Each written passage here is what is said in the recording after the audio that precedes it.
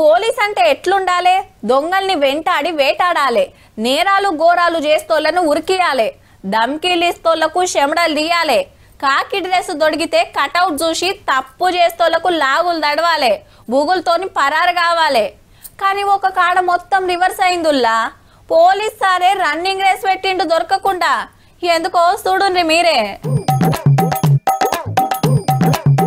ఇది ఎక్కడి కథరో? పోలీస్ అన్న పొలంలో బజ్జున్నాడు, లేలే అని లేపినా లేస్తలేడు కదా.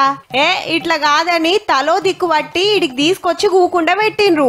ముఖం చూపియాలంటే ధరిస్తలేదు సార్కు. లంచం పుచ్చుకుండు మళ్ళా. పేరు రాజేష్, మెదక్ జిల్లా టేక్మల్ ఎస్ఐ. ఓ కేసులా రైతుల కాడ 20,000 తీసుకుంటుంటే ఏసీ బొల్లొచ్చిండ్రు. గంతే అమ్మ దొరికి పోయినరా అని ఉరుకుడు. ఈలే మూకోలే కిలోమీటర్ రన్నింగ్ చేసి ఆడ దొరకబట్టిండ్రు అన్నట్టు. గంట భయం ఉంటే లంచం ఎందుకు తీసుకోవాలనో. ఇటు చూడుర్రి, పోలీస్ స్టేషన్ ముంగట పటాకులు ముట్టించి సంబురాలు చేస్తాండ్రు. ఏసీబీకి ఎస్ఐ గారు దొరికినందుకు గింత ఖుషి అవుతున్నారంటే పబ్లిక్ ను ఎంత ముద్దుగా చూసుకున్నాడో మరి. సికింద్రాబాద్ తహసీల్దార్ ఆఫీస్ లా 1,00,000 రూపాయలు తీసుకుంటా దొరికిండు సర్వేయర్ కల్వకిరణ్ స్వామి. మాలేసుకొని కూడా లంచం తీసుకుంటానికైతే వెనకాడలే అయ్యప్ప.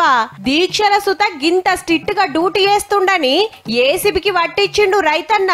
వనపర్తి జిల్లా గోపాలపేటల సుత ట్రాన్స్ఫారం కోసం రైతు తాన 20,000 తీసుకుంటా దొరికిండు electrical assistant engineer Harshavardhan Reddy.